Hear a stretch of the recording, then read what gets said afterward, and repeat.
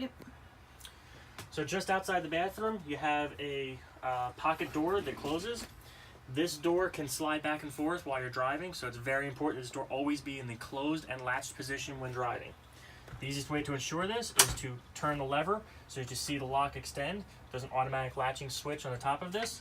Simply close the door and it will latch in place automatically. You'll notice that you can no longer open the door. This ensures that it cannot move around or slam or break the glass while driving. To get back into the RV, into the bathroom area, you simply turn that knob to release. Additionally, towards the back of the living space, you have your main interior control panel. At the top, you have your tank test. This allows you to see the levels and, most importantly, the battery charge level. If this ever gets into the low range while you're not hooked up to AC power, you're going to want to make sure that you start the generator so that you can recharge the system. Here is the generator start and stop. This is just like starting an engine in a car.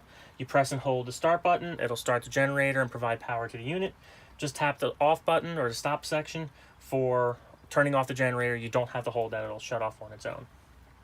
To the right, we have all the water controls. The first one is the water pump. This turns on the water pump to provide pressure to the water system while you're not running off of city water.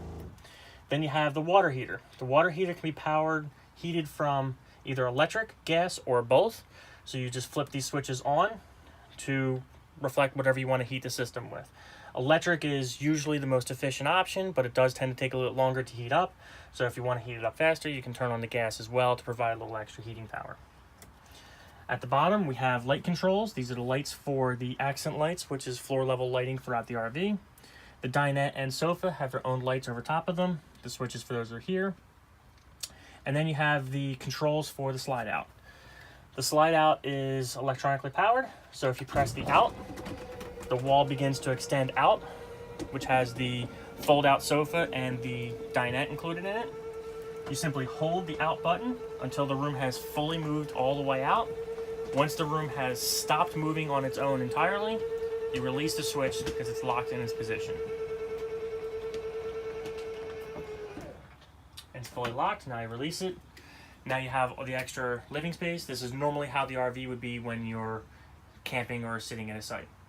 When you're finished, you simply push the in button, and same as putting your slide out, it slides back in. Please ensure that there is nothing in the way of the slide out while it's moving, and no occupants in any of the chairs while it's moving either. Again, you hold the switch until it comes to a full stop on its own. You'll see it rock into position, and then you release it. Also at the back of the unit, we have your temperature controls. So you have your thermostat. This is the thermostat for both your AC and heating. So at the top you have cool. For this you do need to have the generator running or be on AC power to provide AC to the air conditioner. The next position is off, which is when nothing's running. The next position is the furnace. This is for heating.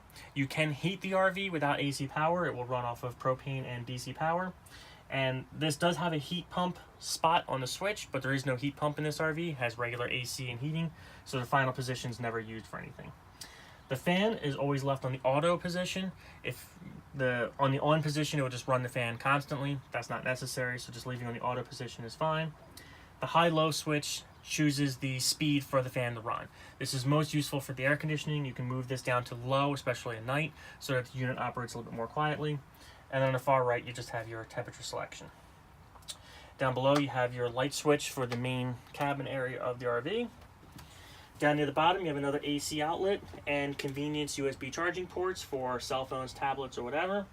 And lastly at the bottom is the combination CO2, carbon monoxide, and LP gas detector.